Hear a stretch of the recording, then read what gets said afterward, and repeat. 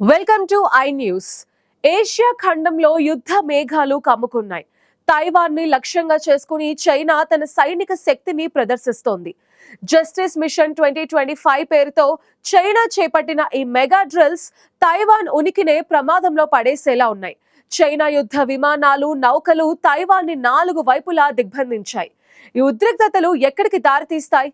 Taiwan ఈ సవాలుని ఎలా ఎదుర్కోబోతోంది? ఇప్పుడు మన స్పెషల్ రిపోర్ట్ లో చూద్దాం.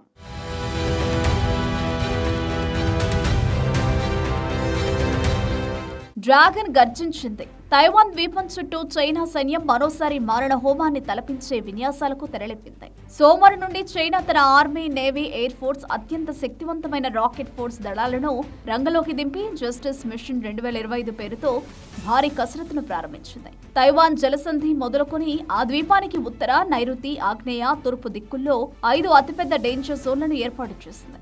ఈ ప్రాంతాల్లో మంగళవారం నాడు భారీ ఎత్తున లైవ్ ఫైరింగ్ నిర్వహించేందుకు చైనా సిద్ధమైంది. చైనా ఈ చర్యను కేవలం విన్యాసాలుగా మాత్రమే చూడడం లేదు. తైవాన్ స్వతంత్ర శక్తులకు, బాహ్య శక్తుల జోక్యానికి ఇదొక తీవ్రమైన హెచ్చరిక అని చైనా సైన్యం స్పష్టం చేసింది. తైవాన్ తమ భూభాగమేనని, దానిని వశం చేసుకోవడానికి బల ప్రయోగం చేయడానికి కూడా వెనకడబోమని డ్రాగన్ కుండబద్దలు కొట్టినట్లు చెబుతోంది. అయితే తైవాన్ ఈసారి ఏమాత్రం వెనక్కి తగ్గడం లేదు. చైనా విన్యాసాలను తీవ్రంగా ఖండించిన తైవాన్ తక్షణమే స్పందించేలా తన యుద్ధ విమానాలను, క్షిపణి రక్షణ వ్యవస్థలను సిద్ధం చేసింది. మరో ఆసక్తికరమైన, ప్రమాదకరమైన విషయం ఏంటంటే, ఒకవేళ చైనా విన్యాసాల పేరుతో అకస్మాత్తుగా దాడికి దిగితే పై అధికారుల ఆదేశాల కోసం వేచి చూడకుండానే తక్షణమే కాల్పులు జరిపేలా తైవాన్ తన సైనికులకు పూర్తి స్వేచ్ఛనిచ్చింది. అంటే పరిస్థితి ఎంత ఉద్రిక్తంగా ఉందో మనం ఊహించవచ్చు. తైవాన్ జలసంధిలో ఎటు చూసినా చైనా యుద్ధ నౌకలు, గగనతలంలో డజన్ల కొద్దీ ఫైటర్ జెట్లు చెక్కలు కొడుతున్నాయి. ఈ చిన్న నిప్పు కణిక పెద్ద యుద్ధానికి దారితీసి ప్రపంచ ఆర్థిక వ్యవస్థను చిన్నాభిన్నం చేస్తుందేమోనన్న ఆందోళన